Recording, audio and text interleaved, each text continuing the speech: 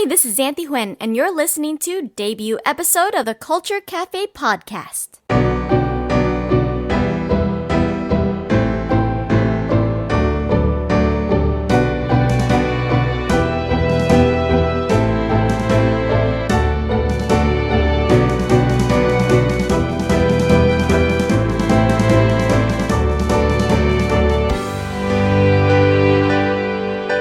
Thank you to Xanthi Huynh for that intro, personal friend and voice actress from some of your favorite anime and video games. Check her work out at xanthisvoices.com.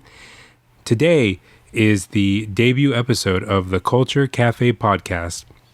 The Culture Cafe podcast is, of course, a podcast featuring ALTs, assistant language teachers, people who live and work in Japan. We collect stories, we swap, we share, we talk about what it's like to live and work in Japan. On today's episode, we have actually quite an amazing story, something that I think perhaps not a lot of people experience. The debut episode was actually supposed to deal with a quite different topic altogether, but the circumstances have revealed themselves and we changed gears. So, with me is my cohort, partner in life, Mitsuko. Hello. Mitsuko, hello. How are you? I'm good. How are you? I'm doing pretty awesome. So, for people who don't know, maybe we should talk about what this first episode is going to be about. Okay. So, what happened about a month ago? I went to work. And?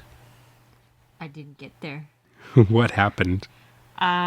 Well, okay, so What's the give me just like the teaser, like what happened? Give me the 2-sentence summary. all right. So we live apart.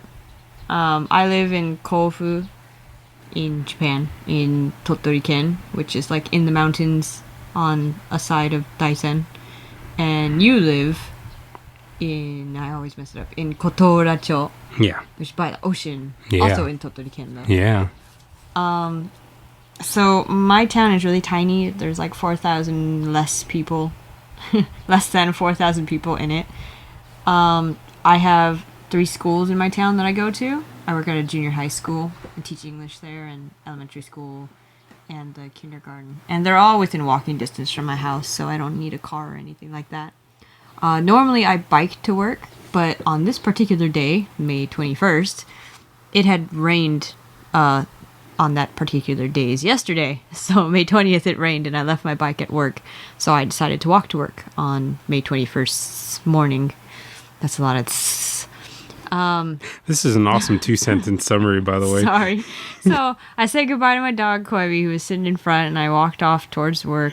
I got to a road that I had to cross in order to get to the other side to get to my school, or to get to the road that leads to my school. And I pushed the button for the light to change, the crosswalk light to change so I could walk.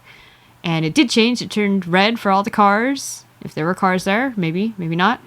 And it turned green for me to cross. So I walked across the street, and I was thinking while I was walking, I needed to get to the other side and turn around to the cars, if there were some. And I needed to bow to say thank you and to apologize for stopping them in their immense rush to wherever they go to. So I walked across the street, and I bowed to the cars, and I continued walking to work.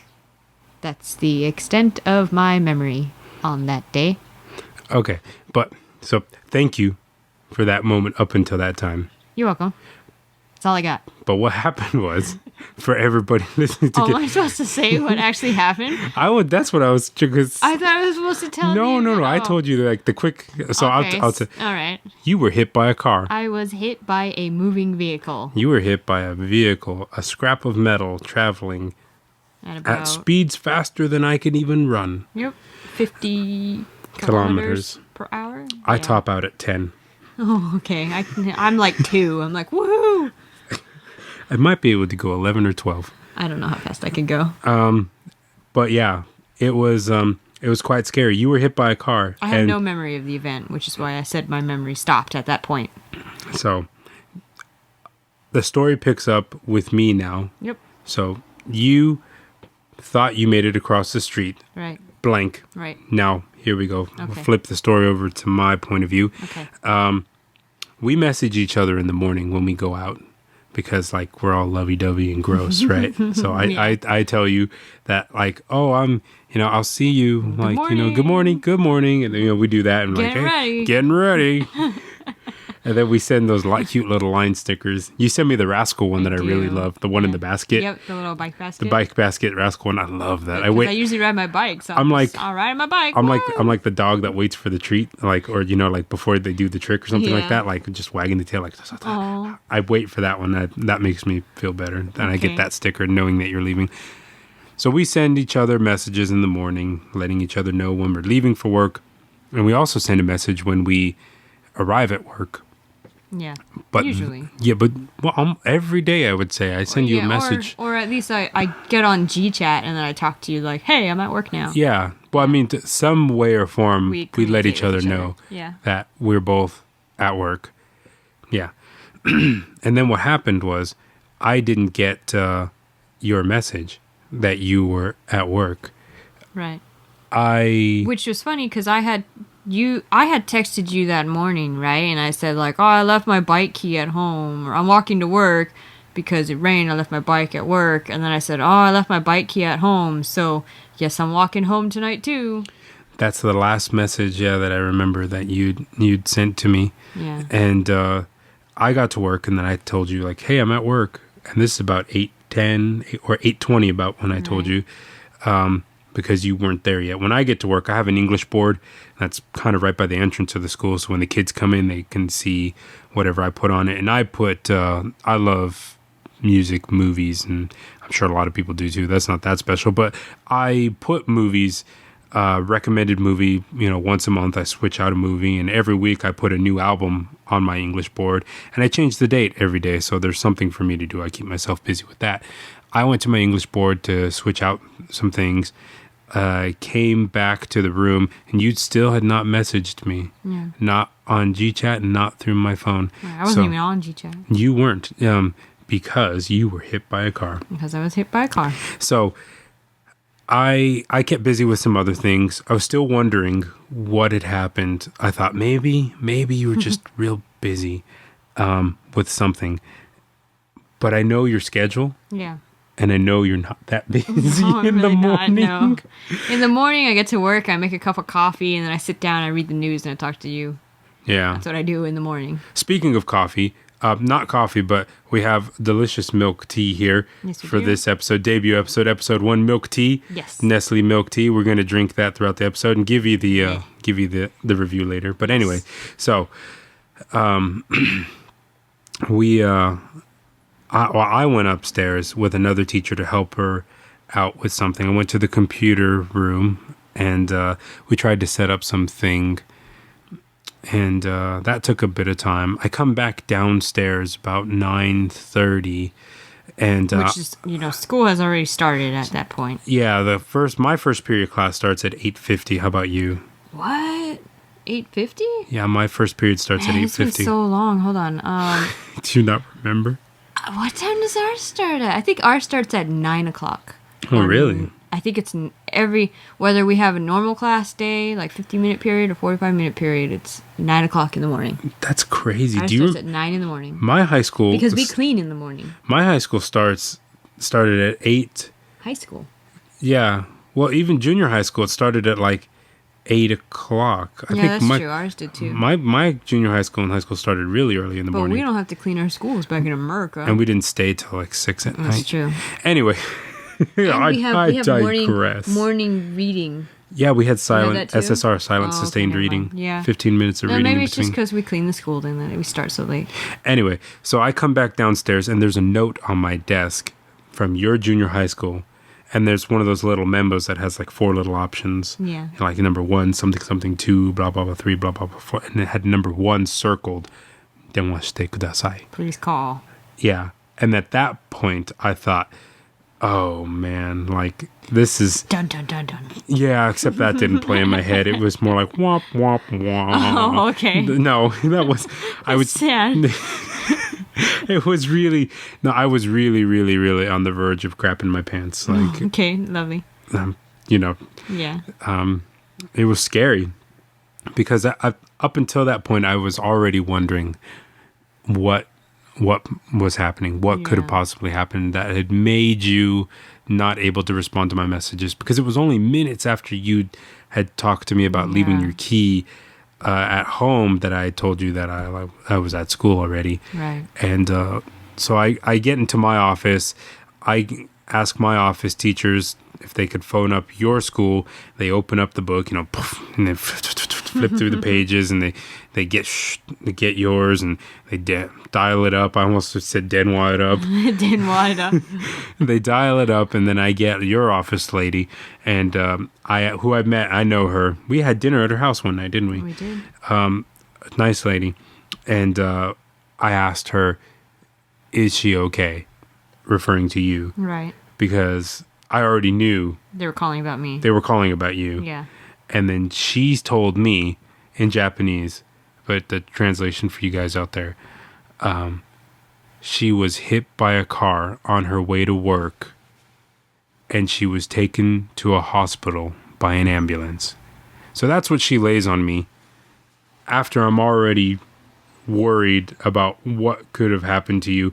And it was literally like, that was the worst thing that I was thinking, is Yeah. that like Something. really bad happened to you on your way to work. Like, oh, like, I fell in the river. Oh no. I swear to God, what I thought you fell in the Fell river. in the river. But then I thought, you're not that stupid. Like, And I can swim. you're silly and clumsy. But you would have had to have done something really dumb to fall into the river Yeah. with the rails guarding you Yes. from getting in. But one of the things that popped into my head was she fell in the river, or you dropped your phone or something like that, in the river. or something. Yeah. I don't know.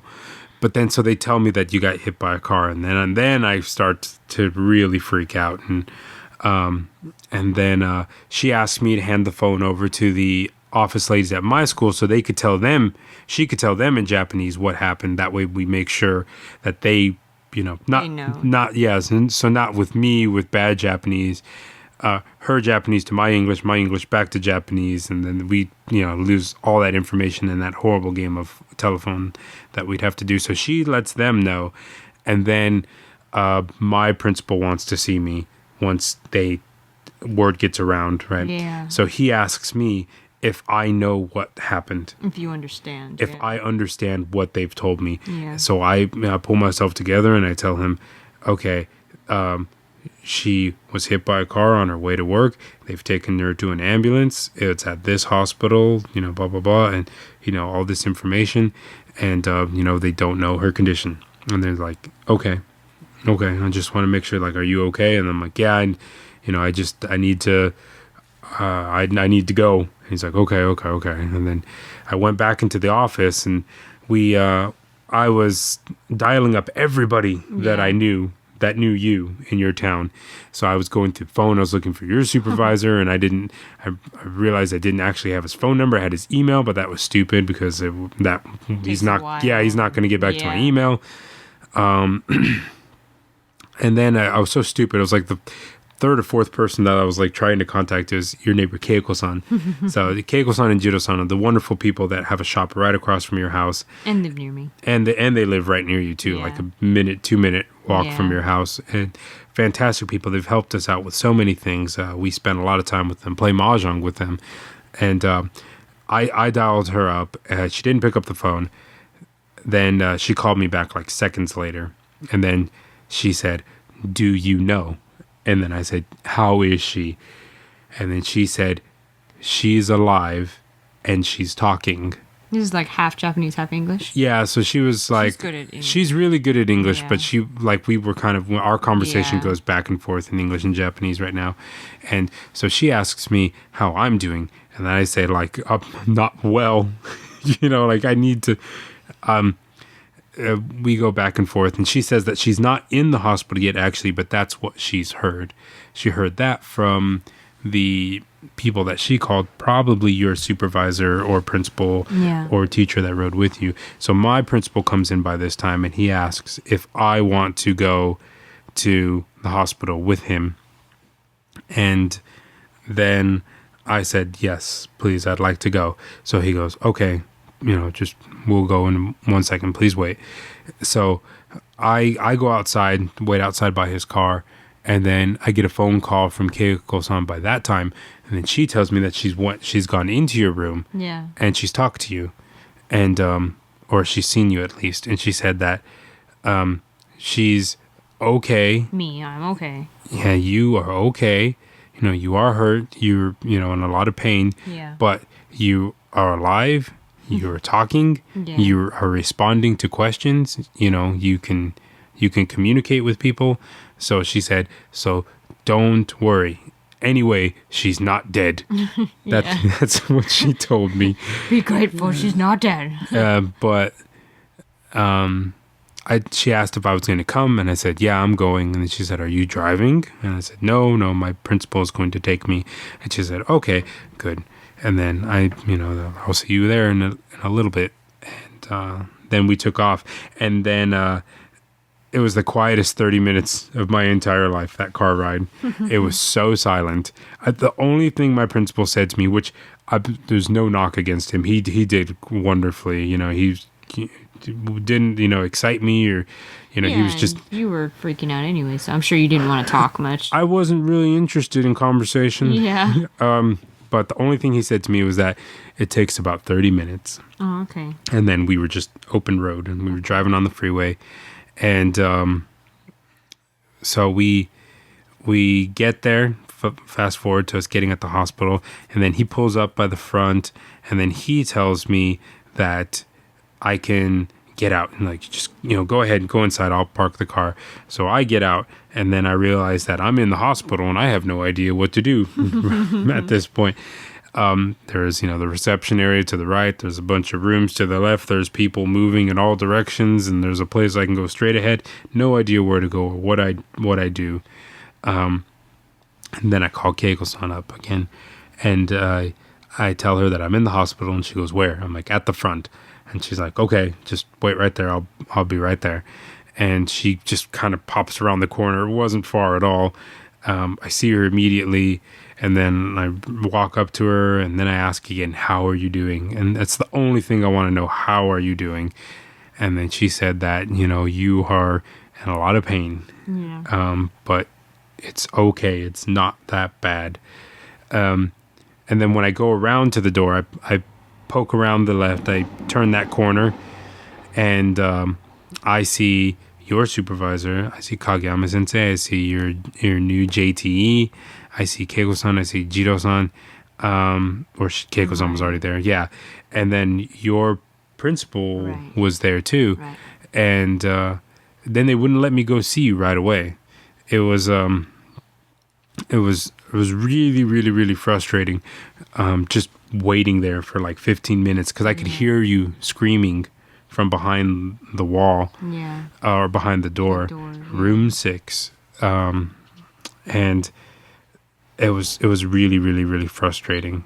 So I kind of tried to make chat with everybody who was there, and it's been such a long time since I saw Kageyama sensei, and it was so unfortunate that this was the chance that we had to catch up, because I really love him. He's a great guy. Yeah. And so I was just talking with everybody, and then finally your doctor wanted to come talk to me.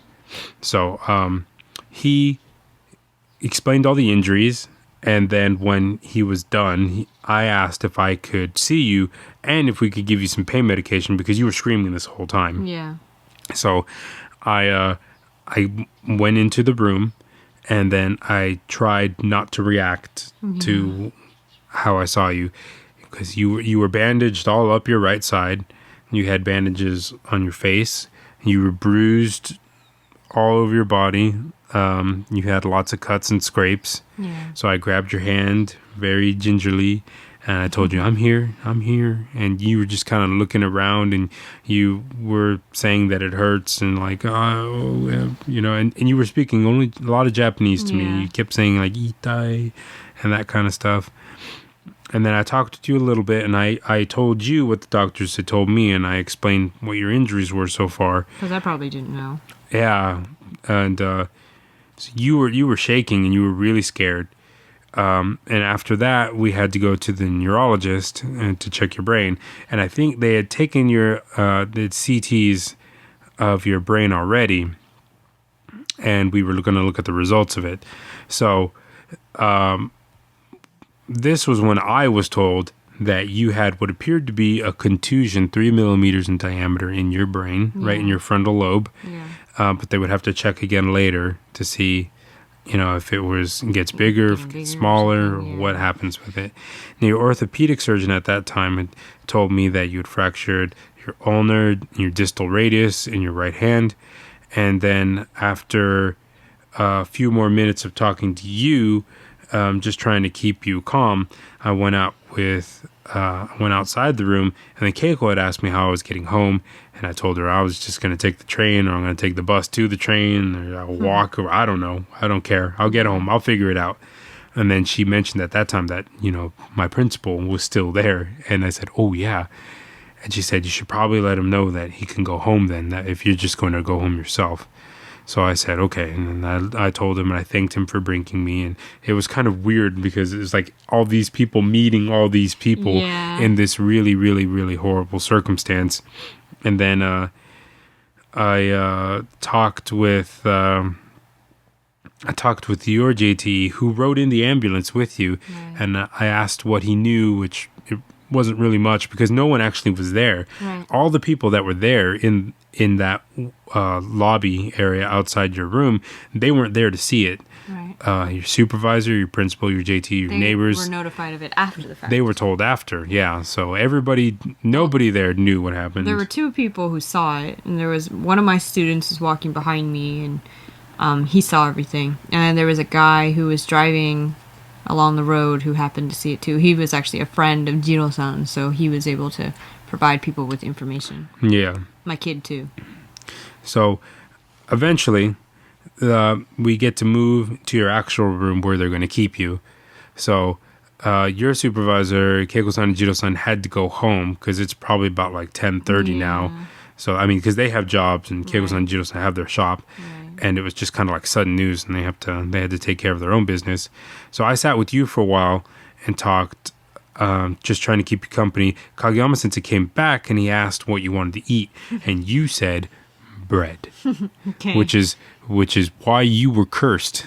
Right. With bread for the rest of your 24 days there. Interject here, yeah. Interject away.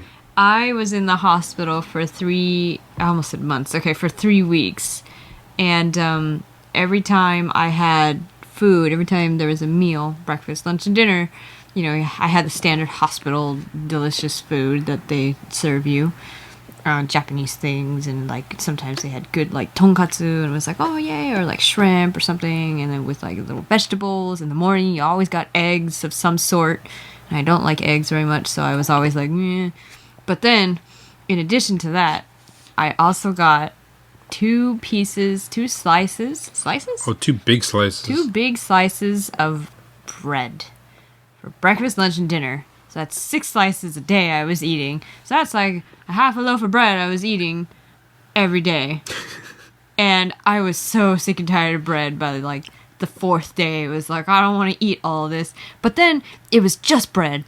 Like, it was like just soft, white, fluffy bread, and they'd give me butter, or sometimes I'd get lucky and they'd give me jam or cheese, and then I'd be like, well, I don't want to put this on white, fluffy bread. Like, I'd have to ask the nurses to go and like racist. Toast it for me. What? Why am I racist? Oh, no. Like, I wanted keep my white bread pure. Get your marmalade off me. I wanted some toasted bread, like bread that had been heated up, and I could put the butter on. It would melt, and it would taste good. But I always felt bad asking the nurses, and so I used to just eat the white bread and just sit there and be like, "This sucks." I toasted your bread for 3 weeks. You did, but after not 3 weeks or 2 weeks, but after you left. Oh, excuse me. Well, after you left, I had to ask the nurses to do it. And then there was this one time a nurse asked me, like, do you know where the room is? Do you want me to show it to you? And I was like, I can't walk there. So even if I know where it is, that doesn't help me very much. Which I didn't tell her. I just went, I know where it is, but I can't walk. And she went, I'm so sorry. Let me do it for you. And I'm like, yeah, you're stupid. Okay, back to the store. So Okay. that was bread disastrophe. Yeah. We still have a whole bunch in our fridge here because I brought it all home because I couldn't eat it all. I made you French toast with Did it. make me French toast with it. It was yum. So he asked him what kind of bread you wanted, and you said sweet bread. Sweet bread. So he came back with all kinds of sweet breads. He and actually stuff brought like me that. sweet bread? He did. Oh, I didn't know that. Yeah. I thought he just left or something. You don't even remember that he was there. No, but when you mentioned that I said I wanted sweet bread or something before to me, and then and then he left, and I was like, oh, okay, like, well, I don't have any, go sorry. get it. I didn't know that. Did I eat it? Yeah. Really? I fed it to you. Oh, okay. I didn't know that. It was too hard for you to chew because you had that fracture, which we're going to get to your injuries in a little bit. Sorry. So, so he had to leave, and then See, your he had to leave. former, because he said, but after he brought the bread, moving on. So your former kindergarten principal, your former Encho sensei, now Kacho for your BOE, Right. came. Biggest sweetheart in the world. Right. Nicest lady. I even have it Right. written here in the journal. Yep. She is the biggest sweetheart in the world, period. She is. Fact. Statement. Yep. So Documented. she helped comfort you, and it was so sweet, so adorable. Like she came, she was like, "Oh no," and then She was petting my she kind of rubbed you, and she was So you rubbing the said. cheek, but she did like the reversing, not the Yeah, palm side, the but the back of your palm, and just like stroking you, and it was so sad. And you guys just, she looked like she was gonna cry for you, and you were crying all the Yeah. time. So it was very emotional for Yeah. everybody, and then they told us that you were in a 4-person room originally when we showed up. And then they told us that, it's nobody's in here right now, but that could change at any moment. Might be somebody that just moves in here. So they asked if we wanted to go to a 1-person room. And I said, yes. And they said that, they might charge us some money. I don't care. Just, we need to go to a room where it's just us. That way we don't have to worry about anything, because it's already scary enough, and it's already enough trouble, and I don't have to worry There were about crazy people in other that people. hospital. Well, that's just what Well, people, there were. There was the people guy hurt. who woke up at 3:00 in the morning. There who was like, there was the ghost. hurts. He died. Where's the medicine? Where's the nurses? And just wandering the halls, and I was like, God, please just go to bed. It was scary. It did freak me out the first time. I was must admit. terrifying. Yeah, it was pretty And then scary. he left, and I was like, oh, thank God. Like, he left the hospital. Or was transferred to the So room. we went to room 351, which is where you were for the rest of that day. And then the elderly couple who hit you came, Right. and they came to see me, and I didn't really want to see them. Yeah. The nurse said, they showed up and they want to talk to you, and I'm like, not interested. And then she came back and said, they really just want to give you, something and apologize. Yeah. So I went, ugh, all right. And I went downstairs because they didn't want to come up to your room. They wanted me to meet them downstairs, which is like annoying. check 1, Yeah. right? So they didn't even want to make the effort to come up to see you. So when I got off the elevator and I saw them, the man who was driving was in a wheelchair, and I thought, oh, what is this even? And he was a 80-plus-year-old man. 85. I or was so. told 86 at the time, but like nobody seems to know how Yeah. old he was exactly. I don't know why. I'm They're not, like, about 85. I'm not convinced he actually exists. So mid 80s, and nothing against anybody in a wheelchair. Of course, people in wheelchairs drive and things like that. But it was in my head at the time. I was so angry, and I wanted to be more and more angry at all this stuff. And then when he was talking to me, he made no sense. I couldn't understand a single thing he was saying. And his wife had this most bizarre smile on her face, and it was as if, like, I mean, imagine someone's head just like an animatronic at like Disneyland, or like It's a Small World, just bobbing carefully, robotically back and forth, like a sunflower that's just constantly looking for the sun but can never find it. That's what she seemed like to me. It's creepy. It was weird. Yeah, and just in that moment, I knew that they had no idea what they had done. You know, I realized, like, okay, these are just probably a little bit senile old people, or very, and they just had no idea. There's no way I could be mad at them. What was I going to do? Well, clap him in irons, throw him behind bars. What? That's For the not last 5 years of his life. Yeah, or 10 seconds. You know, Yeah. it's just there was nothing. There was no way I could be angry at this guy as much as I wanted to be angry at somebody, it was so bizarre. It was so confusing, because then he handed me like the I'm sorry gift, which consisted of exactly 2 apples and 2 bananas, which was really weird to say thank you for. Especially since I couldn't eat them. That, but also like, okay, no, it's cool. It's all better now. Yeah. Oh, you got fruit. All right. It's all right, man. Whoa, let's hug it out. Yeah. It was just weird. I mean, of course, like the gesture was nice. It was a good gesture, but horribly executed, I think, is the way I've kind of come to terms with it. Bad timing. Yeah, it was just horrible. The whole thing, like, and then saying thank you for that was just stupid and weird. Anyway, their son was there, and he gave the real big apology. Their son was a grown man himself, and he was apologizing the whole time. Later, their daughter came to apologize too. Yeah. And she actually came up to the room, which I appreciated. Yeah. And when she saw you, she felt really bad. And she gave us another big box of fruit, which we didn't really eat much of it because thank you. I don't know. A card would have worked. Yeah. It's something that I can't feel bad about throwing away. That makes me sound really bad. Threw it away. We gave it away to different people because I was asleep, so I don't know. But you said you gave it away to people. I gave away some of the ones. Except the bananas. The bananas went rotten. But that's, I don't like bananas anyways, so. Yeah. Sorry. Thank you for the bananas, but I don't like bananas. But it's like, I didn't want this. Well, I don't want this thing.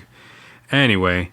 It's the gesture that's important, the fact that you heard... The gesture of them coming to apologize would have been enough. Oh, and coming to meet me would have been good, because I never met them, and I think I should have. Yeah. Not that would have done any good, but you heard about, my teacher in high school who got hit by a car when he was in Japan. Substitute teacher, actually. Yeah. He was biking along a road, and he was going through a tunnel, and a car just popped out of the tunnel and smacked him, and he did, a Superman thing over the car, and the guy felt really bad, and so he took him home to his family, and he's like, hey guys, I'm home, this is the guy I hit with my car today, and my teacher was just like, hi, and they apologized and gave him dinner and gave him money or something. Yeah. So that happened. They came to see us. Right. Or the daughter came up to the room, the couple and the son just met me downstairs somewhere. We were on the 3rd floor at the time. I think they met me on the 2nd floor. Okay. Anyway, later on we had another CT scan to check the state of your contusion, and it didn't get bigger, which was the biggest takeaway from that day. That if it was going to get bigger, it would have got bigger immediately within the first couple hours, and then we would have been in real, pirate waters. Right. Look out. It would have been really, really, really scary. Because I was saying weird stuff. You were saying some wacky tobacco things. I don't have any memory of this, so and just what he says. I'll come back to that in a minute. All right. So when the results came back, we had the CT of your brain. Contusion didn't get bigger. Boom, big victory. Then we had the CAT scan of your abdominals, and you had a large amount of blood in your liver, which was kind of whoa. And I don't know. Maybe somebody could write it in or send it in. How the blood is measured. What unit of measurement is used to measure blood in the liver? I don't know if it was cubic centimeters, volumetric millimeters, or whatever. But I know the doctor told me it's in between 20 and 30 units, whatever units those were.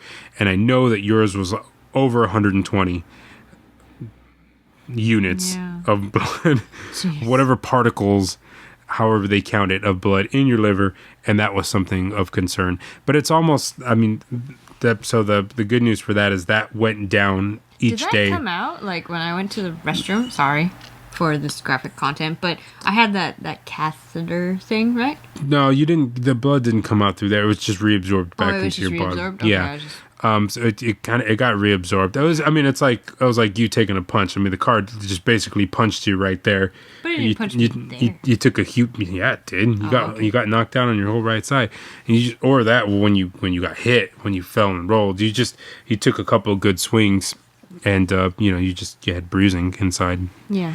So then later we found in all these results that you had also fractured your tibia. So you had Which is... that is the okay. the big bone and the front in your leg. So that's My the right tibia. leg. Yeah, in your right leg. So at the very bottom. So you had the anterior tibular fracture. So here's the summary report. Anterior tibular fracture. You had distal radius fracture. You had an ulnar fracture. Then you had a hairline fracture right under your left eye or around there, and a contusion in your frontal lobe. Yep. Plus cuts, scrapes, bruises all over your body, I have a pretty gnarly one on my right leg, and the really nasty one down there.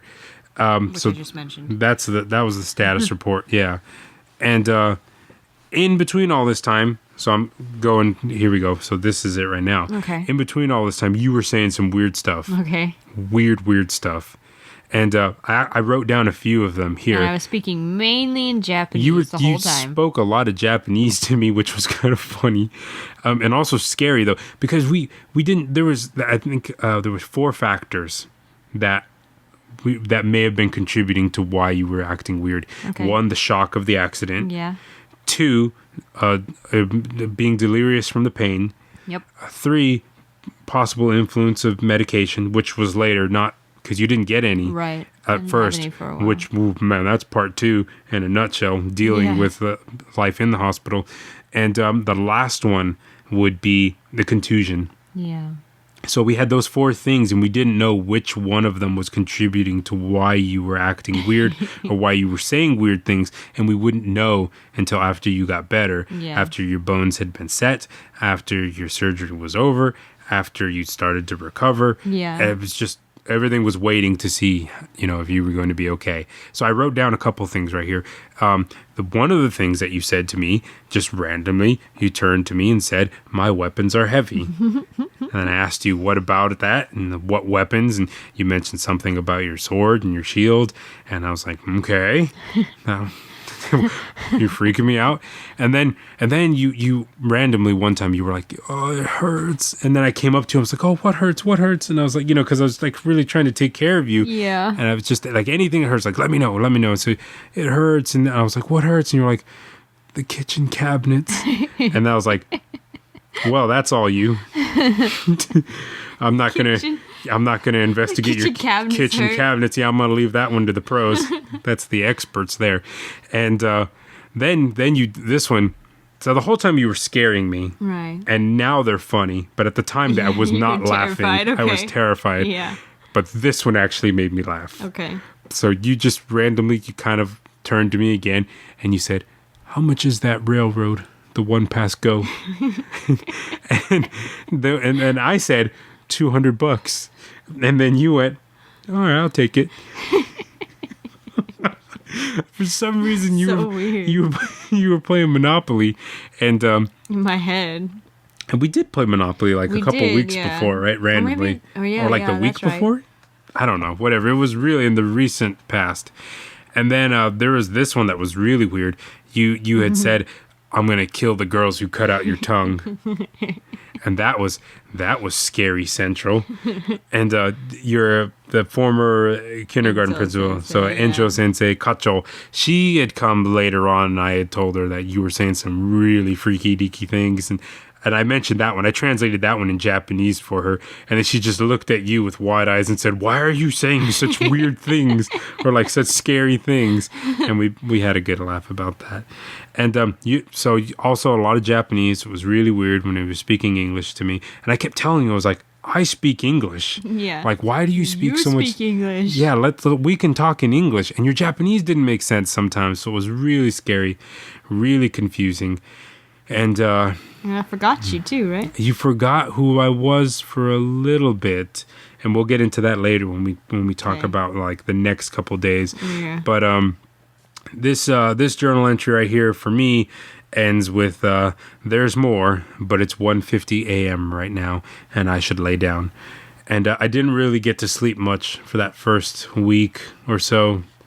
Especially that day, right? For the Because I first went to bed with the first no 3 days felt like a week. and I went to bed with no pain medication, and yeah. my bones were broken. You had 4 broken bones, and you went to bed with no pain medication. Unbelievable. I mean, can we get the round of applause? Yay. What a trooper. I was unbelievable. Now that I think about that, yeah, that's I don't insane. know how I did that. Very, very loud. I didn't sleep very much. I woke up like every hour because you'd gotten uncomfortable in whatever position you were in, and then you would kind of turn, and I would help you turn so that would be like the least uncomfortable way possible for you to move. Hold your leg or move the pillow around for you. And it was just scary. That first day was just a nightmare. Just so much running through our heads. Just unbelievably, just out of the blue. I mean, you never expect something like this is going to happen to anybody you even know. That maybe you hear about it in the news or you read about it, online or in the newspaper, whatever. I didn't understand it. My memory comes back 3-4 days later. So this is only part 1, milk tea part 1. Yeah. And by the way, my milk, I'm a fan. The Nestle brand milk tea. Give me the Yeah. already. Yeah. No, don't like it. No. Well, I didn't even drink it yet, but are we gonna drink it now? I like it. I've been drinking I mine. I didn't because No. I've been putting it off. You don't like it that much. But that's why it's the perfect drink for this episode, because the hospital experience, it reflects in the milk tea. I'll drink your milk It's tea. too Give me sweet. give me your milk tea. What? All right. Let me Fine. my milk tea. This is good. Gross. I don't like it. I like apple tea and things like that. Well, this one tastes like we'll have an milky episode or about weird. something you want to talk about, and that'll be apple tea. Yeah. Anyway, so it's completely drink unexpected. it. So part 1, we're gonna wrap it up pretty soon. Covering the first day. Part 2, we still got to do Thursday and Friday, which you weren't there for really. No, I was out. But I have a surprise for you for Thursday for the part 2 episode. Okay. Okay, so while you were talking, right, while you were saying your weird stuff, Yeah. I recorded a little bit of it. I want to hear it. Are we gonna play it on here? So we'll play it in the part 2 episode. Yay. Because we're getting close to, we're closing up on 45 minutes about now. Oh, really? Wow. Okay. Yeah, so we'll end it here because I think that's Okay. probably a good time to end it. So part 2, this may be 3 parts. We'll see.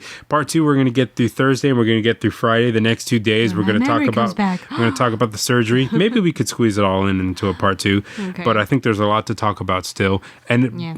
But if we do a part 3, it'll be mostly your story, and it'll be That's you true. talking about what the hospital experience was. Yeah, ooh, Yeah. there's a preview, kids. Yeah, Part 3.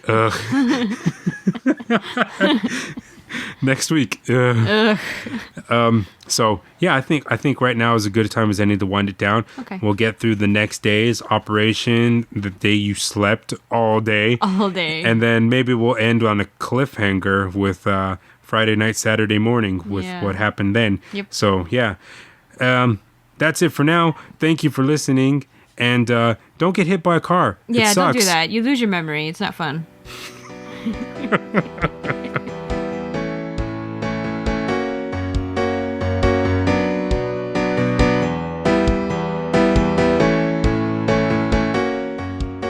This show is not sponsored by the JET program. The opinions expressed are those of their respective owners and do not reflect the views of the program as a whole.